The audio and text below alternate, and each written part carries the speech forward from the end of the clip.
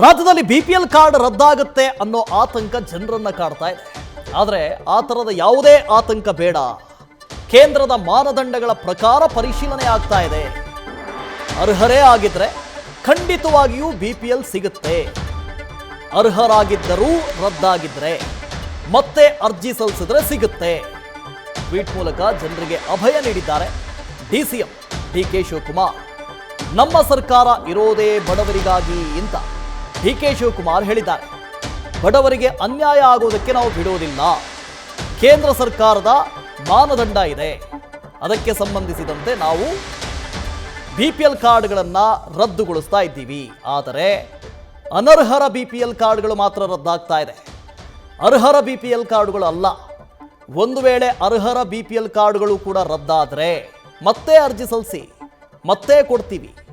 ನಮ್ಮ ಸರ್ಕಾರ ಬಡವರ ಪರವಾದಂಥ ಸರ್ಕಾರ, ಬಡವರ ಪರವಾದ ಕೆಲಸ ಕಾರ್ಯಗಳನ್ನು ಮಾತ್ರ ನಾವು ಮಾಡೋದು ಅಂತ ಟ್ವೀಟ್ ಮೂಲಕ ಡಿಕೆ ಶಿವಕುಮಾರ್ ಹೇಳಿದ್ದಾರೆ.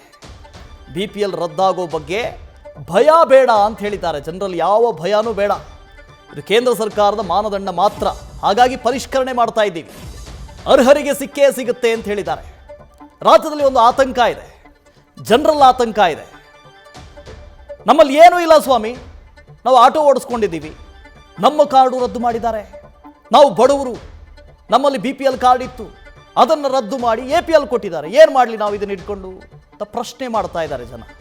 ಇನ್ನೂ ಒಂದಷ್ಟು ಜನ ಮುಂದೆ ಹೋಗಿ ನಮಗೆ ಈ ಗ್ಯಾರಂಟಿಗಳೇ ಬೇಡ, ನಮಗೆ ಕಾರ್ಡ್ ಕೊಡಿ ಸಾಕು ಅಂತ ಕೇಳ್ತಾ ಇದ್ದಾರೆ. ನಮ್ಮಲ್ಲಿ ಬಿಪಿಎಲ್ ಕಾರ್ಡ್ ಇತ್ತು, ಅದನ್ನು ರದ್ದು ಮಾಡಬೇಡಿ, ಅದೇ ಕಾರ್ಡನ್ನು ಕೊಡಿ ಸಾಕು ಅಂತಲೂ ಕೇಳ್ತಾ ಇದ್ದಾರೆ. ಇದಕ್ಕೆ ಡಿಸಿಎಂ ಡಿಕೆ ಶಿವಕುಮಾರ್ ಟ್ವೀಟ್ ಮೂಲಕ ಉತ್ತರ ಕೊಟ್ಟಿದ್ದಾರೆ. ಯಾರೆಲ್ಲ ಅನರ್ಹರಿದ್ದಾರೋ ಅವರ ಕಾರ್ಡ್ಗಳು ಮಾತ್ರ ವಾಪಸ್ ಹೋಗ್ತವೆ, ಅಥವಾ ಬಿಪಿಎಲ್ ಇದ್ದಿದ್ದು ಎಪಿಎಲ್ ಆಗಿ ಕನ್ವರ್ಟ್ ಆಗುತ್ತೆ. ಯಾರೆಲ್ಲ ಅರ್ಹರಿದ್ದಾರೋ ಅವರಿಗೆ ಸಿಕ್ಕೇ ಸಿಗುತ್ತೆ. ಒಂದು ವೇಳೆ ಹೆಚ್ಚು ಕಡಿಮೆ ಆಗಿದ್ದರೆ, ಕಣ್ತಪ್ಪಿನಿಂದ ಎಪಿಎಲ್ ಕಾರ್ಡು ರದ್ದಾಗಿದ್ದರೆ ಮತ್ತೆ ಅರ್ಜಿ ಸಲ್ಲಿಸಿ, ಮತ್ತೆ ಸಿಗುತ್ತೆ ಅಂತ ಹೇಳಿದ್ದಾರೆ. ನ್ಯೂಸ್ ಫಸ್ಟ್ ನಿರ್ಭೀತಿಯಿಂದ ನಿಮ್ಮ ಪರವಾಗಿ.